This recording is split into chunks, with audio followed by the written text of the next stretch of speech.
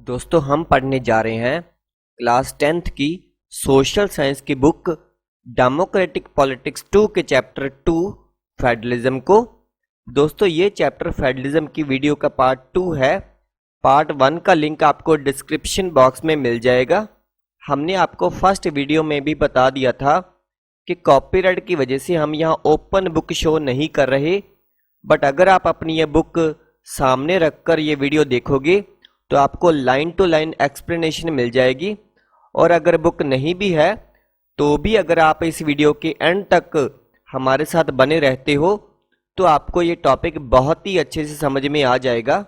दोस्तों एक प्यारी सी रिक्वेस्ट ये है कि अगर आपने अभी तक हमारे चैनल को सब्सक्राइब नहीं किया है तो आप अभी हमारे चैनल यूनिवर्सिटी थिंकर्स को सब्सक्राइब कर लें ताकि हमारे चैनल की अपडेट्स आपको मिलती रहे। चलिए शुरू करते हैं हमारी आज की वीडियो। फेडरलिज्म के सक्सेस के लिए कॉन्स्टिट्यूशनल प्रोविजंस बहुत जरूरी है, पर यह सफिशिएंट भी नहीं है। अगर इंडिया में फेडरल एक्सपेरिमेंट कामयाब हुआ है, सफल रहा है, तो इसका रीजन सिर्फ कॉन्स्टिट्यूशनल प्रोविजंस नहीं है। इंडिया में फेडरलिज्म की सक्सेस का एट्रीब्यूट यहां की डेमोक्रेटिक पॉलिटिक्स के नेचर को देना होगा। डेमोक्रेसी ये इंश्योर करती है कि फेडरलिज्म की स्पिरिट, डाइवर्सिटी की रिस्पेक्ट और साथ रहने की इच्छा हमारे कंट्री में शेयर्ड आइडियल्स बन जाए। आइए कुछ मेजर वेज पर बात करें जिनसे पता चलता है कि ये काम किस तरह से हुआ है। लिंग्विस्टिक स्टेट्स, लैंग्वेज के आधार पर स्टेट्स बनाना हमारे कंट्री की डेमोक्रेटिक पॉलिटिक्स के लिए फर्स्ट और एक बड़ा टेस्ट था। इंडिया ने ईयर 1947 में एज ए डेमोक्रेसी अपनी जर्नी स्टार्ट की। उस टाइम से लेकर ईयर 2013 तक अगर आप इंडियन मैप को देखें तो इस पीरियड में आई चेंजेस को देखकर आप एक बार हैरान रह जाएंगे। बहुत सारे पुराने स्टेट्स गायब हो गए, कुछ नए स्टेट्स बनाए गए, स्टेट्स की बाउंड्रीज, एरियाज और नाम भी बदल गए। न्यू स्टेट्स बनाने के लिए 1947 में इंडिया के कई पुराने स्टेट्स की बाउंड्रीज चेंज की गई।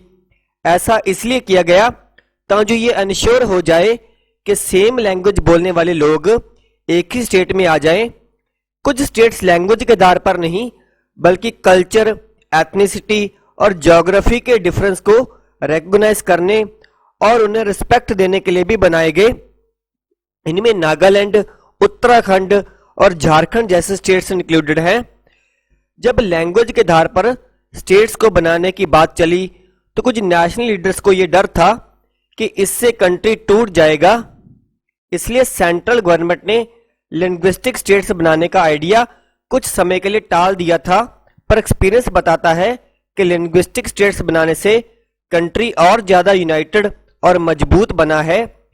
इससे एडमिनिस्ट्रेशन भी पहले से कहीं ज्यादा इजियर हो गया है। लैंग्वेज पॉलिसी, इंडियन फेडरेशन का सेकंड टेस्ट इसकी लैंग्वेज पॉलिसी को लेकर हुआ। हमारे कॉन्स्टिट्यूशन में किसी एक लैंग्वेज को नेशनल लैंग्वेज का स्टेटस नहीं दिया गया। हिंदी को ऑफिशियल लैंग्वेज माना गया है, बट हिंदी सिर्फ 40% इंडियंस की मदर लैंग्वेज है। इसलिए अदर लैंग्वेज को प्रोटेक्ट करने के लिए अनेक दूसरे उपाय किए गए। कॉन्स्टिट्यूशन में हिंदी के अलावा 21 लैंग्वेजेस को शेड्यूल्ड लैंग्वेज माना गया है। सेंट्रल गवर्नमेंट की पोजीशंस का कैंडिडेट इनमें से किसी भी लैंग्वेज में एग्जाम दे सकता है जो लैंग्वेज उसने सिलेक्ट की है। स्टेट्स की भी अपनी ऑफिशियल लैंग्वेजेस है। स्टेट का अपना बहुत सारा काम उनकी अपनी ऑफिशियल लैंग्वेज में ही होता है। श्रीलंका के ठीक ऑपोजिट हमारे कंट्री के लीडर्स ने हिंदी के यूज को स्प्रेड करने में बहुत ही सावधानी से काम लिया। कॉन्स्टिट्यूशन के अकॉर्डिंग ऑफिशियल पर्पस के लिए इंग्लिश का यूज 1965 में ही बंद हो जाना चाहिए था, बट कई नॉन हिंदी स्पीकिंग स्टेट्स ने डिमांड की कि इंग्लिश का प्रयोग, इंग्लिश का यूज जारी रखा जाए। तमिलनाडु में तो ये डिमांड वायलेट हो गई थी, इसलिए सेंट्रल गवर्नमेंट ने हिंदी के साथ साथ इंग्लिश को ऑफिशियल पर्पस में यूज करने की अनुमति देकर इस मैटर को सुलझा लिया। बहुत सारे क्रिटिक्स का यह मानना था कि इससे इंग्लिश लैंग्वेज लोगों को फायदा होगा। हिंदी लैंग्वेज को प्रमोट करने की इंडियन गवर्नमेंट की पॉलिसी अभी भी बनी हुई है, पर हिंदी लैंग्वेज को प्रमोट करने का मीनिंग ये नहीं है कि सेंट्रल गवर्नमेंट उन स्टेट्स पर भी हिंदी को थोप सकती है जहां लोग कोई और लैंग्वेज बोलते हैं। इंडियन लीडर्स ने इस मैटर में फ्लेक्सिबल पॉलिसी अपनाकर इंडिया को श्रीलंका जैसी सिचुएशन में पहुंचने से बचा लिया। Central state relations. Central state relations में लगातार आए चेंजेस की एग्जांपल बताती है कि फेडरलिज्म प्रैक्टिस में किस तरह मजबूत हुआ है, पावर शेयरिंग की कॉन्स्टिट्यूशनल अरेंजमेंट्स रियलिटी में किस तरह से काम करेंगी। यह इस बात पर डिपेंड करता है कि रूलिंग पार्टी और लीडर्स किस तरह से इस अरेंजमेंट्स को फॉलो करते हैं। लॉन्ग टाइम तक हमारे यहाँ एक ही पार्टी का सेंटर और ज्यादा स्टेट्स में रूल रहा। इट मीन्स कि स्टेट गवर्नमेंट ने ऑटोनोमस फेडरल यूनिट्स के रूप में अपने अधिकारों का यूज नहीं किया।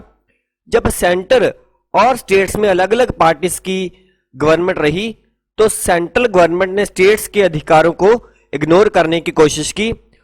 उन दिनों सेंट्रल गवर्नमेंट अक्सर कॉन्स्टिट्यूशन का मिसयूज करके राइवल पार्टीज की स्टेट गवर्नमेंट को डिसमिस कर देती थी। यह फेडरलिज्म की स्पिरिट्स के ऑपोजिट काम था। ईयर 1990 के बाद से इस सिचुएशन में चेंज आ गया। इस पीरियड में कंट्री के बहुत सारे स्टेट्स में रीजनल पॉलिटिक्स पार्टीज का राइज हुआ। इस टाइम में सेंट्रल में कोalition गवर्नमेंट की बिगिनिंग हुई क्योंकि किसी एक पार्टी को लोकसभा में क्लियर मेजोरिटी नहीं मिली, इसलिए मेजर नेशनल पार्टीज को अनेक दूसरी पार्टीज और रीजनल पार्टीज के साथ एलियंस बनाकर गवर्नमेंट बनानी पड़ी। इससे पावर शेयरिंग और सेंट्रल गवर्नमेंट की ऑटोनॉमी की रिस्पेक्ट करने का कल्चर स्टार्ट हुआ। इस ट्रेंड को सुप्रीम कोर्ट के एक बड़े फैसले से भी सपोर्ट मिला, जिस कारण सेंट्रल गवर्नमेंट को अपनी मर्जी से स्टेट गवर्नमेंट को डिसमिस करना मुश्किल हो गया। इसलिए आज फेडरलिज्म में पावर शेयरिंग उस टाइम से ज्यादा इफेक्टिव है जब हमारा कॉन्स्टिट्यूशन न्यू बना था। Decentralization in India. हमने नोटिस किया है कि फेडरल गवर्नमेंट में दो से ज्यादा लेवल की गवर्नमेंट होती है। हमने अपने कंट्री में 2 टायर वाली गवर्नमेंट को डिस्कस किया है, बट इंडिया जैसे बड़े कंट्री में सिर्फ 2 लेवल की गवर्नमेंट से काम नहीं चल सकता। इंडिया के स्टेट्स यूरोप के इंडिपेंडेंट कंट्री से बड़े भी हैं। पॉपुलेशन के हिसाब से उत्तर प्रदेश रशिया से बड़ा है, महाराष्ट्र जर्मनी जितना बड़ा है। इनमें से बहुत सारे स्टेट्स इंटरनली बहुत डाइवर्स हैं, इसलिए इन स्टेट्स में पावर को शेयर करने की जरूरत है। इंडियन फेडरल पावर शेयरिंग में गवर्नमेंट के 3rd टायर की जरूरत है, जिसमें 3rd लेवल स्टेट गवर्नमेंट के नीचे की हो। इंडिया में पावर को डिसेंट्रलाइज करने का यही कारण है। 3 लेवल की गवर्नमेंट में 3rd टायर को लोकल गवर्नमेंट कहा जाता है। जब सेंटर और स्टेट गवर्नमेंट से पावर लेकर लोकल गवर्नमेंट को दी जाती है तो उसे डिसेंट्रलाइजेशन कहा जाता है। डिसेंट्रलाइजेशन के पीछे बेसिक आइडिया यह है कि बहुत सारी प्रॉब्लम्स और इश्यू को लोकल लेवल पर ही अच्छे से सॉल्व किया जा सकता है। लोगों को अपने एरियाज की प्रॉब्लम्स की बेटर नॉलेज, बेहतर समझ होती है। लोगों को इस बात की भी अच्छी जानकारी होती है कि पैसा कहां खर्च किया जाए और चीजों को ज्यादा एफिशिएंटली कैसे मैनेज किया जा सकता है। इसके अलावा लोकल लेवल पर लोगों को डिसीजन मेकिंग में डायरेक्ट पार्टिसिपेशन करना पॉसिबल हो जाता है।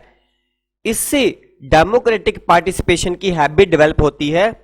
Local government, local self government के डेमोक्रेटिक प्रिंसिपल को समझने का सबसे अच्छा मेथड है। डिसेंट्रलाइजेशन की जरूरत हमारे कॉन्स्टिट्यूशन में भी रिकॉग्नाइज की गई है। इसके बाद विलेजेस और टाउन्स लेवल पर भी पावर को डिसेंट्रलाइज करने की कोशिश हुई है।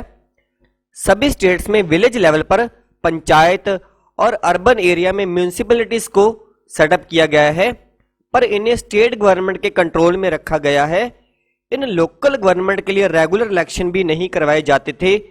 लोकल गवर्नमेंट के पास अपनी कोई पावर और रिसोर्स भी नहीं थे, इसलिए इफेक्टिव वे से डिसेंट्रलाइजेशन सिर्फ नाम का ही हुआ था। ईयर 1992 में डिसेंट्रलाइजेशन अबाउट एक मेजर स्टेप लिया गया। कॉन्स्टिट्यूशन में अमेंडमेंट करके डेमोक्रेसी के थर्ड टायर को ज्यादा पावरफुल और इफेक्टिव बनाया गया। अब लोकल गवर्नमेंट बॉडीज के रेगुलर इलेक्शंस करवाना कॉन्स्टिट्यूशनली मैंडेटरी है, जरूरी है। इलेक्टेड बॉडीज और इनके executive heads scheduled caste, scheduled tribes और अदर बैकवर्ड क्लासेस के लिए सीट्स रिजर्व्ड है। एटलीस्ट 1/3 पोजीशंस वुमेन के लिए रिजर्व्ड है। हर स्टेट्स में पंचायत और म्युनिसिपल के इलेक्शन करवाने के लिए स्टेट इलेक्शन कमीशन का नाम एक इंडिपेंडेंट इंस्टीट्यूशन बनाया गया है। स्टेट गवर्नमेंट को अपने रेवेन्यू और पावर्स का कुछ पार्ट लोकल गवर्नमेंट बॉडीज के साथ शेयर करना पड़ता है। पावर शेयरिंग का नेचर स्टेट टू स्टेट अलग अलग है, डिफरेंट है। रूरल लोकल गवर्नमेंट्स को पंचायती राज के नाम से जाना जाता है। हर विलेज में और कुछ ग्रुप ऑफ विलेजेस में एक ग्राम पंचायत होती है। यह एक तरह की काउंसिल है जिसमें कई मेंबर होते हैं जिन्हें पंच कहा जाता है और एक प्रेसिडेंट होता है जिसे सरपंच कहते हैं। इनको उस वार्ड या विलेज में रहने वाली अडल्ट पॉपुलेशन डायरेक्टली इलेक्शन के जरिए इलेक्ट करते हैं।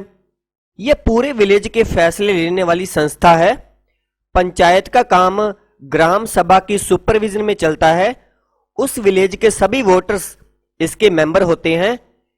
इसे ग्राम पंचायत का बजट पास करने और इसके कामकाज की परफॉर्मेंस का रिव्यू करने के लिए साल में कम से कम 2 या 3 बार मीटिंग करनी होती है।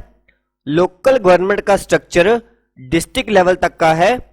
कई ग्राम पंचायतों को मिलाकर पंचायत समिति बनाई जाती है। इसे ब्लॉक या मंडल भी कहा जाता है। इलाके के सभी पंचायत मेंबर इसके मेंबर को इलेक्ट करते हैं। किसी डिस्ट्रिक्ट के सभी पंचायत समितियों को मिलाकर जिला परिषद बन जाता है। जिला परिषद के मेंबर इलेक्टेड मेंबर होते हैं।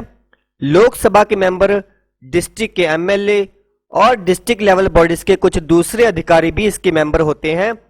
जिला परिषद का चेयरपर्सन इस परिषद का पॉलिटिकल हेड होता है। इसी तरह से local government bodies urban areas में भी काम करती है। टाउन्स में म्युनिसिपैलिटीज होती है। बड़े सिटीज में म्युनिसिपल कॉरपोरेशन बनाई जाती है। म्युनिसिपैलिटीज और म्युनिसिपल कॉरपोरेशन दोनों का कामकाज इलेक्टेड रिप्रेजेंटेटिव करते हैं। म्युनिसिपल चेयरपर्सन म्युनिसिपैलिटी का पॉलिटिकल हेड होता है। म्युनिसिपल कॉरपोरेशन में ऐसे ऑफिसर को मेयर कहते हैं। लोकल गवर्नमेंट्स का ये न्यू सिस्टम वर्ल्ड में डेमोक्रेसी का अब तक का सबसे बड़ा एक्सपेरिमेंट है। कंट्री में पंचायत और म्युनिसिपैलिटीज के लिए करीब 36 लाख लोगों को इलेक्ट किया जाता है। ये नंबर ही अपने आप में वर्ल्ड के कई देशों की टोटल पॉपुलेशन से भी ज्यादा है। लोकल गवर्नमेंट को कॉन्स्टिट्यूशनल स्टेटस दिए जाने से हमारे कंट्री में डेमोक्रेसी की जड़ें मजबूत हुई हैं। इसने वुमेन की रिप्रेजेंटेशन इंक्रीज करने के साथ ही हमारे डेमोक्रेसी में उनकी वॉइस को मजबूत किया है। इन सबके बावजूद अभी भी बहुत सारी डिफिकल्टीज हैं। पंचायतों के इलेक्शन तो रेगुलर होते हैं और लोग इनमें इंटरेस्ट लेकर पार्टिसिपेट भी करते हैं, पर ग्राम पंचायत की मीटिंग्स रेगुलर नहीं होती।